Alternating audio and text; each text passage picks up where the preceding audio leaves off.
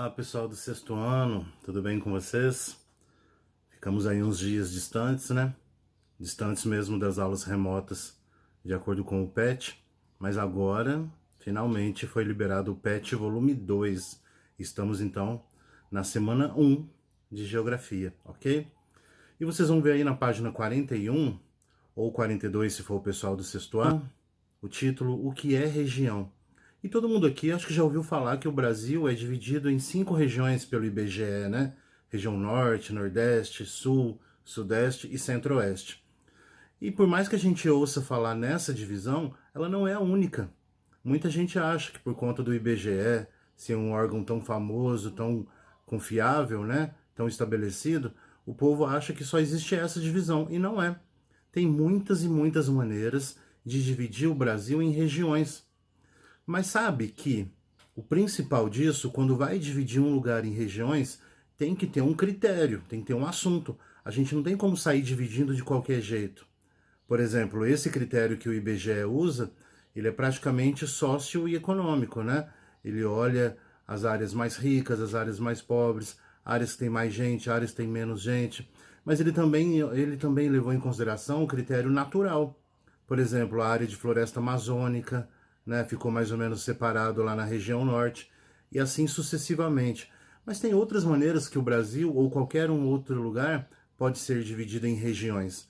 Então, região, de repente, nós podemos entender como uma parte do espaço geográfico que foi agrupado, que foi separado por critérios em comum, assuntos em comum. Então, aquele lugar ele tem assuntos em comum, então ele foi separado, ele ficou regionalizado, diferente dos demais. Por exemplo, nós temos aí mapas que têm o critério de clima, né? Então o Brasil pode ser dividido de acordo com o clima, com o relevo, com a vegetação. Pode ser dividido por população, áreas mais populosas, áreas menos populosas, ou mesmo, como eu disse agora há pouco, pode ser por riqueza, né? Lugares mais desenvolvidos, lugares menos desenvolvidos. Enfim, dá para fazer uma infinidade de regiões de acordo com o critério que for decidido. Então, o principal é que haja um critério na hora de fazer a divisão de um lugar em regiões. Pensa no seu bairro, por exemplo. Imagina como que o seu bairro pode ser dividido em regiões. De repente, no seu bairro tem uma região que é só casa, só moradia. Pode ter uma região do seu bairro que seja só para comércios, uma que seja para lazer, né? Tem quadra de esportes, praças. Enfim, é uma maneira de dividir um lugar em regiões. E uma coisa importante, os lugares não ficam isolados. As regiões jamais estão isoladas, né? Elas estão cercadas por outras, elas muitas vezes são interdependentes uma das outras, uma depende da outra, uma ajuda a outra, e assim vai, ok? O assunto é muito simples, muito fácil, mas vamos direto então para o exercício para a gente dar uma treinada, mas leia com calma esse texto aí do PET, tá bom? Mas se a gente for lá então direto para o exercício, na página 43 ou 42, se for tempo integral, a gente sempre vai dar uma diferença de uma página para o pessoal do sexto A, tá? Mas vocês vão ver lá onde está escrito atividades, aqui na apostila do regular, é na página 43. Exercício 1. Observe as paisagens de Minas Gerais e responda. Observem que tem duas fotos aí no exercício. A pergunta A. Quais as particularidades dessas duas paisagens de Minas Gerais que nos permite dizer que são regiões distintas? Como que a gente percebe diferença? O que elas têm de diferente? Por que elas não poderiam ser de uma mesma região? Que distinção que elas têm? Que diferenças elas têm? Ok? Fácil, né? Letra B. Qual paisagem poderia ser atribuída a uma região com tradições mineiras preservadas? Qual dessas duas você percebe que preservou mais a nossa mineiridade? Ok? Que preservou mais as minerações não, as, as características aqui de Minas Gerais, ok? Tem que justificar, hein? Tem que explicar o que você percebeu de mineiridade aí nessa paisagem. Letra C. Onde você mora? Se parece mais com a primeira paisagem ou com a segunda? O que você achou de parecido aí nessa paisagem com o lugar que você mora? Tá bom?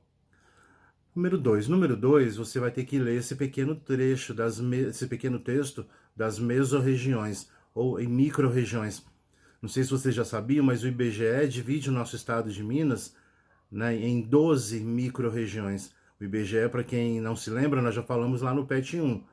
É o Instituto Brasileiro de Geografia e Estatística. Ele faz as análises, as contagens das populações, uma infinidade de assuntos importantíssimos, o IBGE que nos ajuda.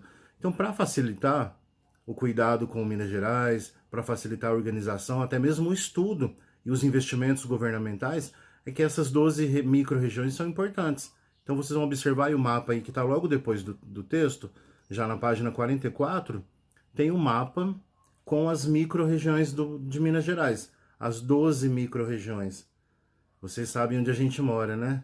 Como é que a gente costuma falar? A gente mora sempre em que parte de Minas? Vocês vão localizar aí a sua micro-região no mapa, porque senão eu vou acabar contando a resposta dessa daqui. Na letra A da 2, seu município pertence a qual micro-região? Tá vendo? Por isso que eu não podia falar. Então vamos ver, Cabo Verde está em qual dessas micro-regiões? Qual dessas 12? É uma única palavrinha, né? Aliás, no nosso caso é uma palavrinha um pouquinho maior, mas está fácil. B. Quais as micro-regiões vizinhas da nossa? Então você vai olhar no mapa só as coloridas, né? Lembrando que as áreas brancas não são micro-regiões, são estados. Então vocês vão olhar quais as micro-regiões vizinhas da nossa. Ok? C. Cite um trecho de música ou mesmo faça um poema com alguma característica que é marcante da região que você mora. Então, como é a sua micro-região? O que tem aqui? Então, você vai fazer um poema ou você vai lembrar um trecho de música que fale alguma característica que tenha aqui na nossa micro-região. Também é fácil. Na número 3 tem uma tirinha para nós analisarmos. E ela é bem interessante, eu gostei demais dessa tirinha, porque ela fala do jeito que o mineiro, né, do jeito mineiro de se falar, o nosso mineirês. É muito legal, né? E aí na tirinha da número 3 tem um exemplo de coisas que o mineiro fala. Então, o que você vai fazer nessa número 3? Você vai criar uma outra tirinha, você vai elaborar uma outra tirinha com outras expressões que o mineiro costuma falar. Então, outras coisas que a gente fala aqui em Minas Gerais, outras frases bem mineiradas, tá bom? 4. Você vai dizer com suas palavras por que é importante ter um critério na hora de regionalizar. Por que a gente não pode regionalizar de qualquer jeito, sair dividindo o lugar? Tem que ter um critério. Por quê? 5. Você conhece bem o lugar onde você mora? Lembre-se que para regionalizar, temos que conhecer muito bem o lugar.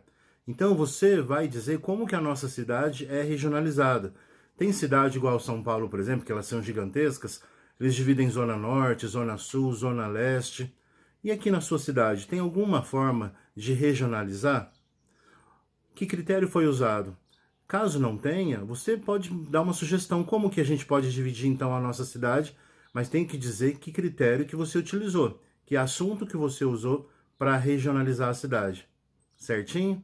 Tá fácil, né? Então mãos à obra e assim que você terminar, tira foto, manda para mim, tá? Agora voltou ao normal, cada matéria você vai mandar para o próprio professor.